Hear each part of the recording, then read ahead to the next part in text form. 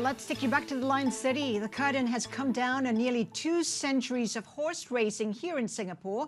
The Turf Club hosted its final race day on Saturday before its track was handed back to the government to provide land for new homes. Real estate reporter Dexter joins us now for more. Talk about the end of 181 years of history right there. I mean, some people were saying that they felt like they've lost something. Yeah, so it was quite a low-profile affair, actually, for something that's so historic, right? Basically, if you think about it, the Turf Club basically been the main audience that went there for these few decades is basically a lot of pensioners. So basically, retirees who have went there for a punt after they retired, and basically that was largely the makeup of the last day of Turf Club. So there were a lot of people in the 60s, 70s, 80s shouting, and it's very much a kind of image from a bygone era, right? But also there were quite a lot of horse enthusiasts as well as kind of a lot of people who did have a very special connection with the place.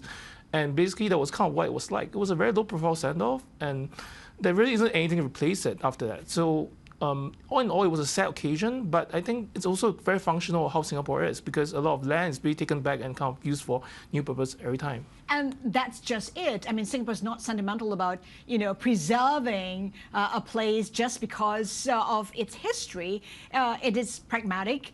It wants to build more homes. Talk to us about how this actually ties in with the fact that homes or property is really front and center in Singapore.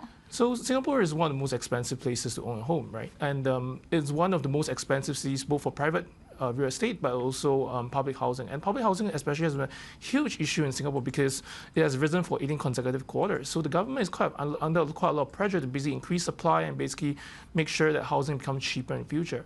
One of the ways to do that is basically take back these large pieces of land. The Turf Club, for example, had over 120 hectares of land. So basically what this means is that in future, there's basically a huge pile of land that could be used for a lot of public housing as well as private real estate, which the government can sell for a good price. So that is basically what the government has said, and within the next few years, it's going to be earmarked for that purpose.